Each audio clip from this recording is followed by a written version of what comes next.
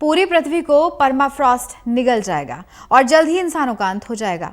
ये बात आपको इस वक्त बेशक थोड़ी सी अटपटी जरूर लग रही होगी, लेकिन अगर हमने ध्यान नहीं दिया तो इसे सच होने से कोई रोक भी नहीं सकता है। इसी पर आज हम बात करने वाले हैं। हम ये जानते हैं, हम सभी ये जानते हैं कि पृथ्वी इस ब्रह्मांड का सबसे सुंदर और हरा भरा ग्रह है, जहां पर जीवन है और जीवन की अथाह संभावनाएं भी हैं। लेकिन इंसान इसे आधुनिकता के नाम पर इतनी तेजी से बर्बाद कर रहे हैं कि वो दिन अब दूर नहीं है जब इस ग्रह से जीवन की सभी संभावनाएं पूरी तरह से खत्म हो जाएंगी।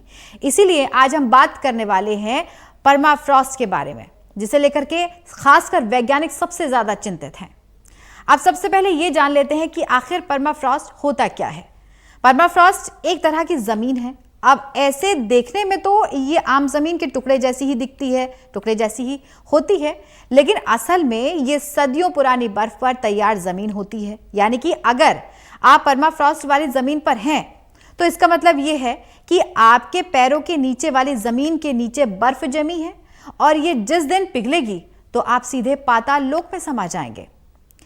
अब ये जानना जरूरी है कि आखिर कौन से देश इस तरह की जमीन पर बसे हुए हैं। इस खतरनाक जमीन पर दुनिया के कई बड़े देश बसे हुए हैं, जिनमें से कनाडा है, अलास्का है, अमेरिका है, ग्रीनलैंड है, आइसलैंड है, नॉर्वे है, स्वीडन, फिनलैंड और चीन के कुछ हिस्से भी इसमें शामिल बताए जाते हैं।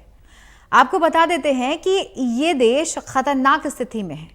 अब ऐसा क्यों कहा जा रहा है भला?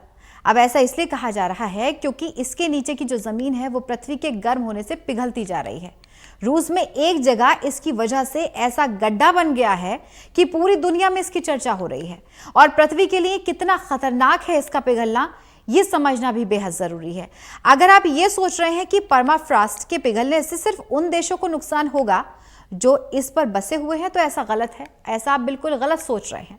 दरअसल इस बर्फ के नीचे मीथेन का पूरा भंडार छिपा हुआ है। जिस दिन ये जमीन पिघली और इसके अंदर मौजूद चीजों के सड़ने से मीथेन बना, तो ये पृथ्वी पर कार्बन की मात्रा को दोगुना कर देगा। अब ऐसा होने पर पृथ्वी की हर चीज गर्म होने लगेगी और स्थिति इतनी गंभीर हो जाएगी कि लोग जी नहीं पाएंगे, लोगों का जीना मुश्किल हो जाएगा। इसीलिए हमें अपने हरे भरे ब्रह्मांड को सदाबहार रखने के लिए, सुरक्षित रखने के लिए खुद पर नियंत्रण रखना बेहद जरूरी है। इस पर ध्यान देना जरूरी है। प्रकृति को नुकसान ना पहुंचे, इसके लिए कदम उठाने बेहद जरूरी हैं। इस पर ध्यान देना जरूरी है।